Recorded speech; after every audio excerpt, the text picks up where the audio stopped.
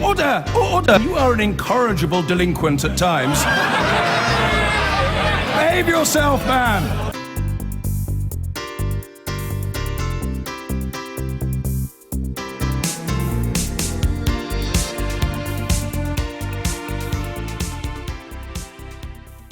Hello and welcome from us. Coming up a little later this week, a review into ticket office closures was one example. Sadiq Khan likes to commission reviews, a careful approach based on evidence or a substitute for decision-making.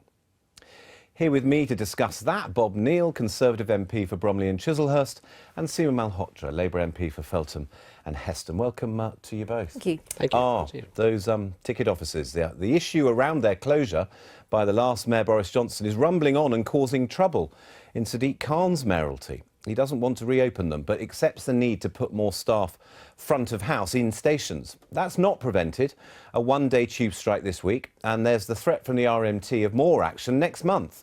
What with the 3 days of strike action on Southern Rail, well, there's a bit of turmoil on the trains just now. So I asked the Labour leader Jeremy Corbyn this.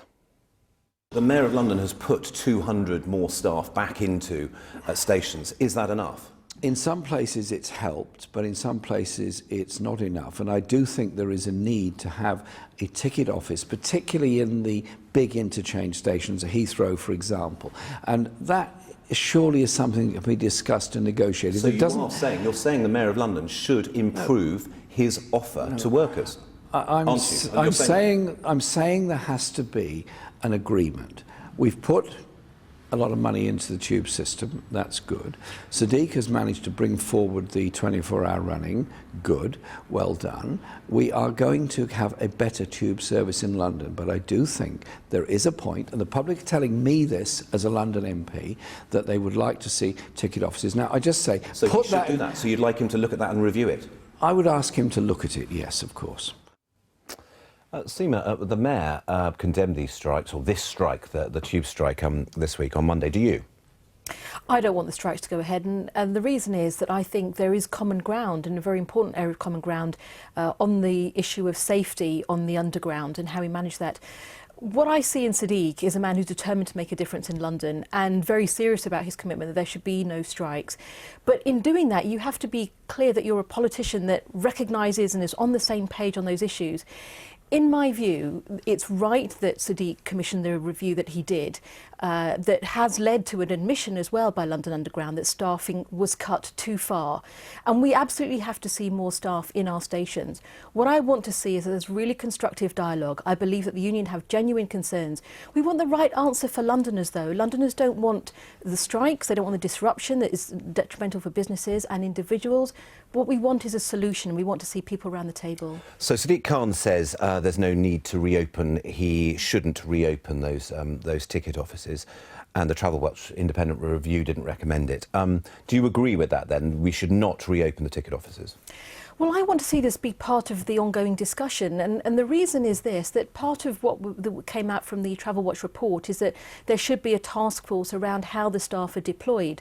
Whether there are specific circumstances and specific stations is an important issue, and to have that discussion, I think, is one that can be had between TFL and the unions. People want to see that there's a negotiation, and I believe that that is something that, with the leadership that we have, political leadership with Sadiq, and the intent that we solve this problem for Londoners and travellers, I think this is what we need to do. Have the negotiation, make sure the issues are addressed. Bob Neal, do you accept that Sadiq Khan appears to be trying his hardest? He's condemning the strike, he's condemned the unions. What more could he do? Do you hold him responsible for this strike this week? No, what I think he could do is, probably he can't achieve it, is persuade his leader to have the guts to condemn this strike as well, and perhaps persuade fellow London MPs like Seema just to speak out clearly and say, look, this is a political strike. It is not about safety. Both Travel Watch and Review have indicated that this is all perfectly safe. As you say, there are more jobs being put in. This is old-fashioned, hard left militant trade union muscle, and Londoners are suffering. And the Mayor certainly should speak out, but any London MP with any decency and guts should speak out. Were you entirely happy with the ticket offices being removed, and have you had no concerns expressed to you? I know you haven't got a tube station in your patch, but you use it. Have you had no concerns raised to you about information, how to get around, safety in tube stations now? It seemed to me the Travel Watch report picked up all the issues perfectly sensibly. And when you think about it, Tim, you and I remember that this originally, the idea of changing the way ticket offices operated went back to Ken Livingstone's time as mayor, even beyond Boris Johnson's. So this is something that's been talked about, all the work's been done on this, and I'm afraid this is a case of the unions flexing their muscles, holding passengers to ransom, and unfortunately, because they're the Labour Party's paymaster, the national leadership of the Labour Party won't speak out and condemn. And what happened, the outcome of that, Seema, is that Jeremy Corbyn does not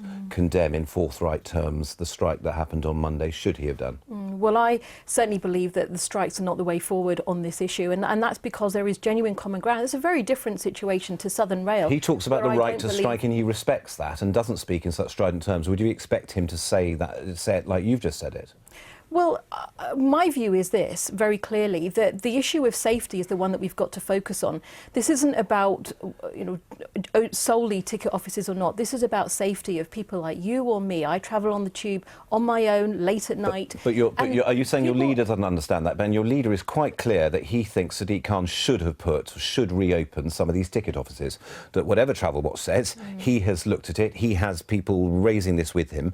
Do you not think, was he right to say that and go against what the Mayor said? What I believe is that Sadiq, as elected as the Mayor of London, has got to be the one who's ultimately accountable for these issues, and I think that's absolutely right. That's what London is. Should he ignore the leader in this one? And I don't. Should he ignore Jeremy Corbyn on this one? I listened to what Jeremy said, and I don't think that's the issue here. I think the issue is how do you make sure that there's a negotiation on the issues? Because in the end, I, like other Londoners, want to see that we tackle this issue of safety for women travelling late on the Underground, for young people, for everybody. We've got 24 hours Underground now. And we should be making sure that these issues are addressed through negotiation. And Bob Neal, you're not going to disagree with that. But what the Travel Watch report, which you've supported and said was the right thing to do, of course, also said that the closure under the previous Conservative Mayor was not done efficiently and well, and not done giving confidence to passengers. Would you accept that as well? Well, I'm always prepared to listen to the evidence, and the evidence suggests that the issue around things like reassurance to the public when we've got 24-hour tube is not best done by having people locked away behind the door of a ticket office. It's by having greater visibility, and I suspect any Conservative mayor would adopt that approach too. So why are we not being pragmatic about this? And the real problem is it's the failure of the Labour leadership to stand up against vested interests. Let's move on. Weighing up, listening to the evidence, that moves us on nicely. As we've been saying, the Mayor asked the passenger watchdog Travel Watch to do a review before opting not to reopen ticket offices. It's been just one of a number of reviews the Labour Mayor has ordered in his first few months at City Hall. The Conservatives suggest it's a sign of weakness and putting off decisions, as Andrew Crine reports. Horrible. Horrible. I mean, we were here 5:30. All right, no, I don't support it. It's ridiculous. It's making it very inconvenient, though. The industrial action which crippled the Underground this week was over a dispute about closing ticket offices. It was something Sadiq Khan had hoped he could resolve by holding an official review of the policy. In the end, though, it wasn't enough to convince the trade unions to call it off. I asked the Independent Travel Watch to undertake a review around ticket office closures, the impact on commuters. Their report came back in December. I've accepted all the recommendations from the Travel Watch report. The TSSA union, who funded Sadiq Khan's electoral campaign, told us that they based their decision not on the review, but what members were telling them. Well, look, my primary responsibility is to my members. It's not to Sadiq Khan. It's not to the management of London Underground. My job is to stand up for the people who are members of our union. And when they tell me, and we conduct a study that tells us that they've seen a terrible spike in verbal and physical abuse, we ain't going to stand by and do nothing. But the ticket office closures review is just one of many. There's been a marked increase in them since Sadiq Khan took the reins at City Hall, into everything from the Garden Bridge to how ready we are for a terrorist attack. All the reviewing has led to accusations he's just dithering about, instead of making decisions. The Conservatives on the London Assembly have been keeping a tally, and reckon Mayor Khan has called for a review 19 times. Well, it tells you that he's an empty vessel, basically. He loves to make promises that he can't keep, and if he doesn't think he can make a promise, what he will do, he will call a review because he's very afraid of actually making any decisions. But could the number of reviews be even higher? Andrew Gilligan was Boris Johnson's Commissioner for Cycling and now works for the Sunday Times and Policy Exchange think tank. He counts 32 reviews, one for every week at the mayoralty. Part of the reason we've had this kind of blitz of reviews is that Sadiq seems to find it quite difficult to make decisions. He's changed his position 5 times on the Garden Bridge, for instance, which is something he's got another review on now. He has found it quite difficult to face down groups of organised NIMBYs on things like cycling. He has tried to play both sides, he's tried to please both sides in the tube strike, and the almost certain result of that will be that the strikes go on longer. All those kind of things show a difficulty in making decisions, which might, it's early stages, it might prove to be one of his defining weaknesses. But given different people have different numbers, just how many reviews has Sadiq Khan actually commissioned? While researching this story, we've had people suggest around 40 different subjects where at some point Sadiq Khan or one of his aides has said that they were going to review it. But what City Hall say is there's a big difference between an official review, like the one they did into terrorism, which came up with a document and 120 odd recommendations at the end of it, and on the other hand, one of the mayor's team just simply saying, oh, we're looking into that, we're reviewing it. City Hall say there are 15 proper reviews, but perhaps more than the number, the key question is whether all this work is going to make our lives any better. There's always a question, are they reviews that just are published and there's a bit of polite discussion and that's the end of it, or are they followed through and does something then happen?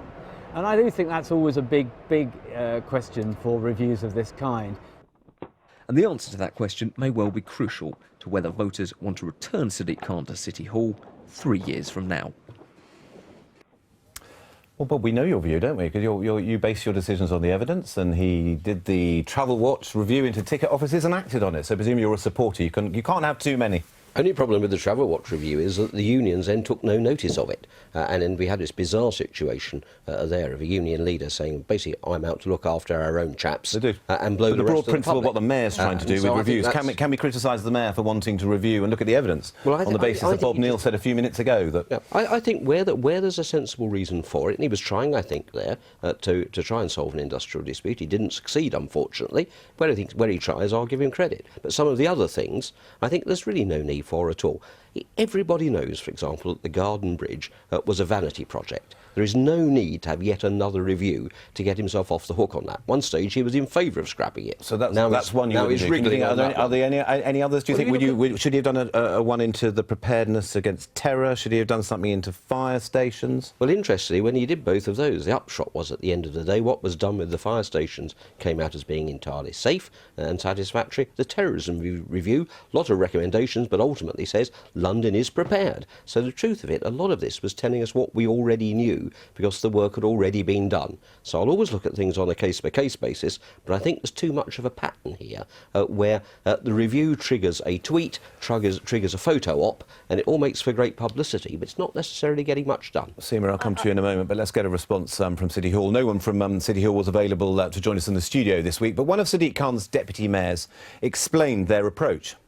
Look at the last 7 or 8 months since the mayor was elected. He secured £3.15 billion to invest in affordable housing, the biggest ever deal between City Hall and central government. He delivered the night tube, the TFL fares freeze, a police officer in every ward, the London is Open campaign to boost the economy after the Brexit vote. The mayor's been really busy in the last 7 or 8 months, but on some of the other really big decisions where he wants to make sure decisions are taken on the basis of evidence, and on some of the decisions we've inherited from the mayor's predecessor, where the decision-taking appears to be ill-informed or opaque, it's right that he takes advice from people with great experience in that area. James Murray speaking there, but Seema Malhotra, isn't this creating a kind of impression, something about, not really knowing yet where to jump to make a decision? I beg to differ on this, and I think what is very clear is that Sadiq has absolutely hit the ground running, and to be honest, I think London has recognised that, with his approval ratings gone up even in the last few months from around 45% to 60%. The reason why I think that this is important is because you have to have an approach where you've got the best evidence for the best policy making. And when you look at what Sadiq's priorities are, which is putting affordable housing centre stage as well in London, making sure that we're safe, making sure that we get value for money. I mean, taxpayers want to know that you get value. Okay, well, let's take something like affordable housing. We have the list, the 15 at the list from City Hall here, and one of them they put an audit of Boris Johnson's housing delivery record. I mean, why are they bothering with something like that, looking backwards, with the sense of this being highly politicised, rather than concentrating on building affordable housing going forwards? Well, I think it's also pretty clear that the cupboard was laid pretty bare when it came to affordable housing. Right, so we know that. We don't need the review to tell us. But the question is, what decisions were also made? Why was that the case? How do you change that? I think what is really important is a holistic approach that's being taken, and this is for all of our constituents in London as well, to know that you've got an approach that's going to be sustainable for affordable housing, to know that you've got an approach that's going to be making sure that we're safe in London, that you haven't got overseas investment in London distorting the housing market.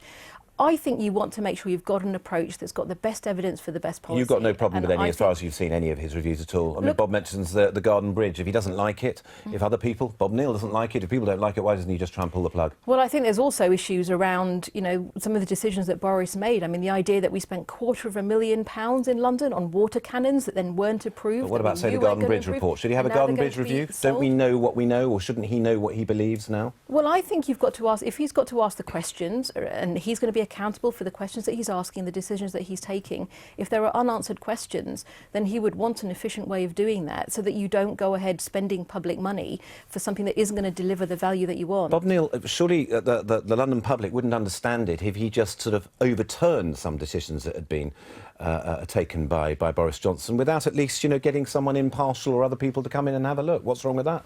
Well, two things. First of all, mayoral candidates stand upon a pretty clear policy platform. Implementing his policy platform, everybody would understand, even though... You think he should have been saying, I'll have a review of that if I get in? Right. Well, the logic would almost be that, wouldn't it? And that's not what it's about. It's a good point. Should he have said that? Should he have said, I don't actually know what the situation is now, so I can't promise you anything for affordable housing? He wouldn't have got elected, would he? No. Of course not. Well, I think it's pretty clear that he's going down a road that has already seen the freeze in fare prices, that has already seen commitment to bring in more police officers, that has seen a more holistic approach to how we're going to not just deliver in the short term, but sustainably on affordable housing. But if he gets a final word to you on this, Bob, but you will at least accept that if you get these come back, and they come back with solid recommendations, they're evidence-based, they've looked at the issue, you know, and you can look at them and go, fair enough, he's examined it to my satisfaction. You're not going to complain about any of these, Well, I think I've always tried not to be dog in the manger in my relationship with the mayor. Where I agree with him, I will. Where I disagree, I will. But, for example, the fare freeze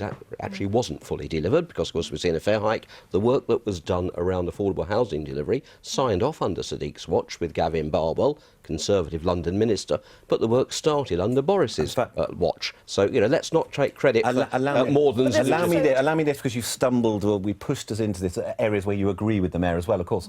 One such recently, which is about the devolution of rail. We haven't spoken to you since you called for Chris Grayling's resignation, very unhappy with his decision not to devolve those overground services to the mayor. What's the response been? Are you being cold-shouldered in the corridors of power? No, people know that I stood up for my constituents. The support I've had from the constituency has been very significant, and the support from people in local government outside London as well. I think it's a great mistake that Chris Grayling, unfortunately, has missed an opportunity here to recognise that suburban rail services require a different treatment from rail services coming out. This is risky for you, though, actually, isn't it? And I think Kent County Council this week, I'm right in saying, have written to the mayor saying they don't agree with him that he should take over some of those services. Are you not going to be at odds with a council very close to your seat? Well, interestingly, of course, Kent County Council until very recently supported the mayor's proposal, and I'm not there to speak for Kent County Council as to why they appear to have changed their mind, but I do know, for example, that Sevenoaks District Council, where my services terminate, continues to support that proposal. Some interesting discussion, actually. There's some interesting discussions within Kent there, but we will return to them. We've got to move on. Now it's time for the rest of the political news in 60 seconds.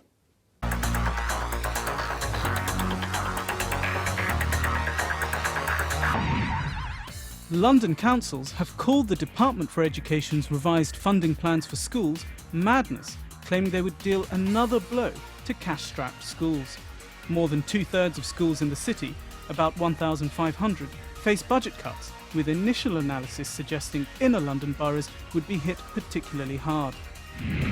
The chief executive of the London Stock Exchange has said leaving the EU could cost the City of London up to 230,000 jobs if the government fails to provide a clear plan for post-Brexit operations. Chief Executive Xavier Rolat said banks could not wait for clarity from the government. New figures emerged this week highlighting the extent of soaring winter pressures on the NHS in London. More than 6,000 patients a week are being left in the back of ambulances because A&E departments are too busy to admit them. This is causing knock-on problems for London ambulance crews unable to respond to the next emergency.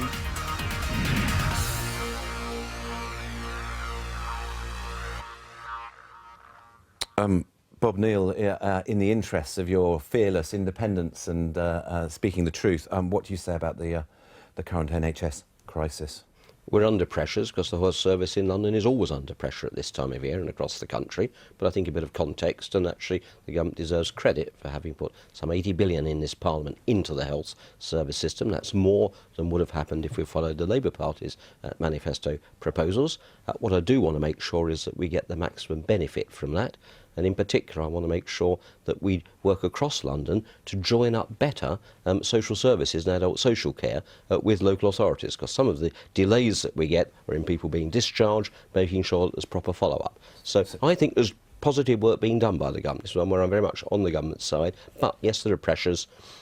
We know already the number of people over 80 living much longer. Great news, but it puts extra pressures. Seema?